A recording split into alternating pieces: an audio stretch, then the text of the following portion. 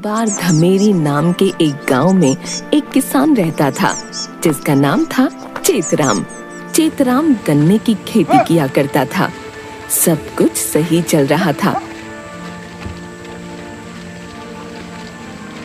लेकिन जैसे ही गन्नों में रस पड़ता था, उसके खेतों में नीलगाय और हाथी आकर सारी खेती बर्बाद कर देते थे। चेतराम हर वक्त अपने खेत पर नहीं रह सकता था, क्योंकि उसका घर खेत से थोड़ा दूर था। अरे, मैं तो इन जंगली जानवरों से तंग आ गया हूँ। कैसे अपनी खेती की रखवाली करूं? एक काम करता हूं, क्यों ना खेत के पास एक छोटी सी झोपड़िया बनाकर यहीं पर रह जाया करूं। हाँ, जिससे मैं अपने खेतों की देखभाल अच्छे से कर पाऊंगा। हाँ, यही सही रहेगा। अगले दिन चेतराम गांव से खेत की तरफ जा रहा था। तभी उसे उसका दोस्त खुशीलाल मिलता है। अरे भाई, आज कहाँ चल दिया है? दिखते ही नहीं आजकल है भाई। रहते कहाँ भाई है?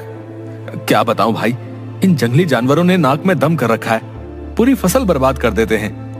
अब सोच रहा हूं कि फसल की कटाई तक खेत में ही झोपड़ी बना लूं। मैं तो कोल्हू की तरफ जा रहा था गुड़ खाने। चल रहा है साथ तो चल, है? बचपन की कुछ यादें ताजा हो जाएंगी। भाई आज नहीं, फिर कभी चलेंगे। अच्छा, अब मैं चलता हूं। चेतराम ने बांस के कुछ डंडों और घास फूस से अपने लिए एक झोपड़ी बना ली और उसमें एक चारपाई लगाकर वहीं रुकना शुरू कर दिया। अब ठीक है, आज से रात में यही रुकूंगा। देखता हूँ अब जानवर मेरी फसल कैसे बर्बाद करते हैं। सर्दियों के दिन होने की वजह से हर तरफ कोहरा छा जाता था। चेतराम के खेत की कुछ ही दूरी पर एक शरारती भूत भी रहता था, जो अपने अकेलेपन से उदास था और हमेशा किसी न किसी को तंग किया करता था। उस भूत का नाम था गधैया भूत। वाह वाह, अब से मैं बोर नहीं होऊंगा। एक साथी जो आ गया मेरे साथ इस सुहावनी रात में। अब से चेतराम के साथ रात बीतेगी। हाँ, उधर रात में चेतराम अपनी झोपड़ी में अपनी खटिया पर घोड़े बेचकर सो गया था।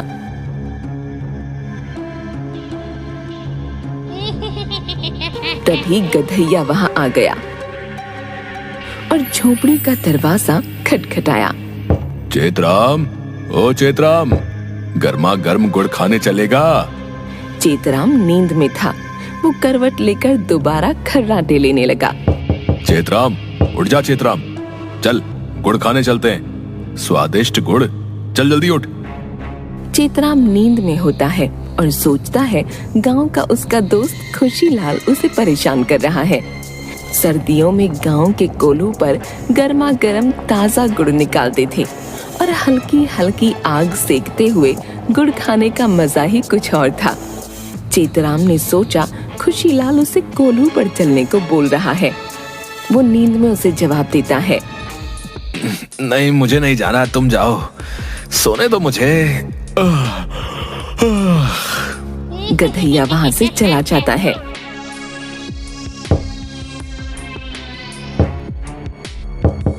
लेकिन उसके बाद ये सिलसिला रोज का हो गया।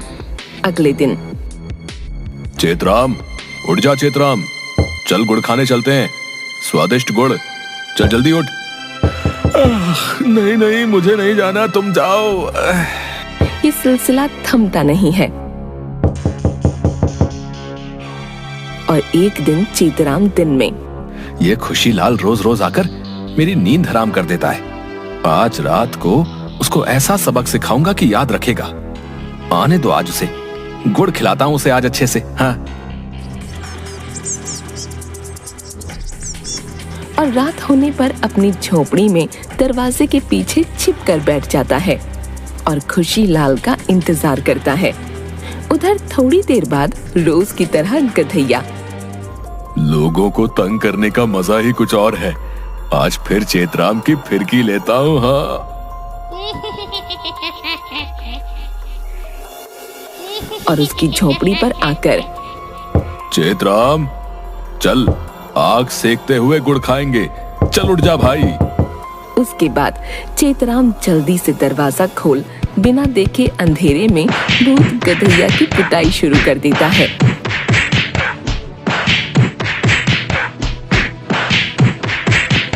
गधैया इतनी कुटाई के बाद वहाँ से भाग जाता है। भागता कहाँ है, रुक जरा और गुड़ खिलाता हूँ तुझे ससुर के नाती है, सारी रात खराब कर देते हैं। उसके बाद चेतराम अपनी चारपाई पर जाकर लेट जाता है। उधर बेचारा गधैया पिटने के बाद अजीब इंसान है, भूत से भी नहीं डरता, ऊपर से डंडे से पिटाई कर दी। बाकी भूतों को अगर ये बात पता चली तो मेरी सारी रेपुटेशन तो गई। नहीं नहीं, इस चेतराम को सबक सिखाऊंगा। कमर तोड़ दी इस कमीने ने। साला सर पे डंडा मार मार कर आधे बाल झाड़ दिए। अभी पिछले साल ही ट्रांसप्लांट करवाए थे।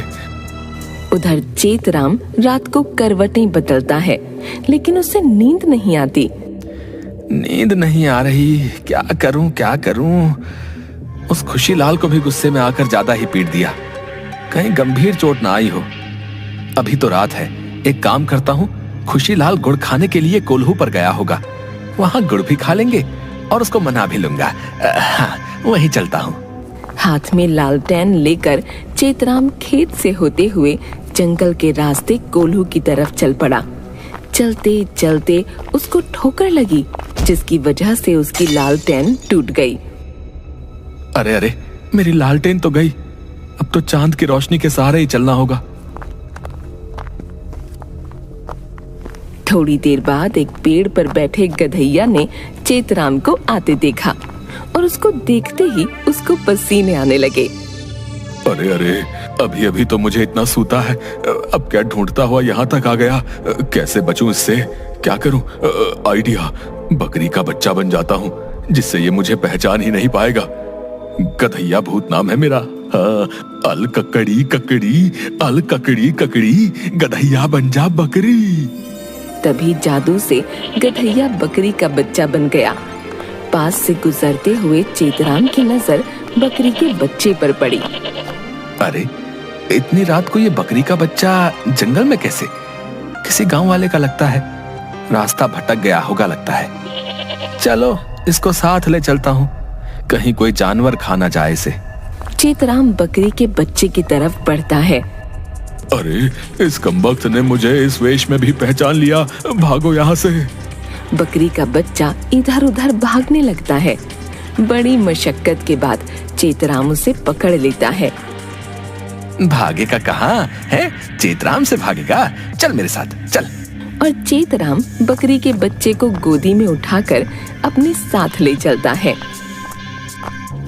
थोड़ी दूर चलने के बाद, कहाँ लेकर जा रहा है मुझे? छोड़ मुझे, मैं कहीं काट के कढ़ाई में न डाल दे। इस चेतराम का कोई भरोसा नहीं, कुछ तो करना होगा मुझे। तभी बकरी का बच्चा जादू से अपने पैर लंबे कर लेता है, जो जमीन पर घिसटते हुए चलते हैं, जिससे चेतराम को आवाज सुनाई देती है और बच्चा भारी लगने लगता है। अरे, ये बकरी का बच्चा भारी कैसे हो गया? क्या मुसीबत है? अब उठाया है तो पहुंचाना तो पड़ेगा। इसको तो इससे भी कोई फर्क नहीं पड़ा, अब क्या करूं? इसके अभी पसीने छुड़ाता हूं। तभी बकरी का बच्चा बहुत भारी हो जाता है और चेतराम की हालत खराब हो जाती है। अरे, ये क्या हुआ? ये बच्चा इतना भारी कैसे हो गया? आई, मुझसे चला नहीं जा रहा। चेतराम बहुत धीरे धीरे चल रहा था और पसीने से लथपथ हो गया था। क्यों बच्चू, आया मजा? गधैया से पंगा? हाँ? तभी अचानक मंदिर की घंटी बजी, जिसकी आवाज सुनते ही वो भूत गधैया वहां से गायब हो गया। अचानक आगे से खुशीलाल आ रहा होता है।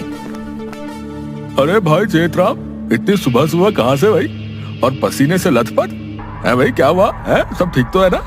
हाँ हाँ, सब ठीक है, बस एक बकरी का बच्चा उठा रखा था, अचानक उसका भार बहुत बढ़ गया, इसलिए पसीने में हूं मैं तो तुम्हारे पास ही आ रहा था, सोचा गुड़ खाएंगे साथ और तुमसे माफी भी मांग लूंगा। अरे बकरी का बच्चा, वो भी इतनी रात को? नहीं नहीं, इस जंगल में तो गधैया ही छलावा करता है, ये जरूर वही था और मुझसे माफी क्यों भाई? अरे वो रात को जो तू मुझे रोज गुड़ खाने के लिए जगाता था, तो आज मैंने तेरी डंडे से पिटाई कर दी थी, इसलिए सोचा तू कोल्हू पर होगा, वहीं माफी मांग लूंगा। क्या बोले जा रहा है? सठिया गया क्या? मैं तो 3 दिन बाद गांव में आ रहा हूँ, दूसरे गांव गया हुआ था गेहूं के बीज लाने के लिए। बेटा तुम्हारे साथ बहुत बड़ा छलावा हुआ है, ये सब कुछ उस गधैया ने ही किया है। हाँ। इतना सोचते हुए बेचारे चेतराम की हालत खराब हो गई और वो धड़ाम से डर के मारे नीचे गिरकर बेहोश हो गया।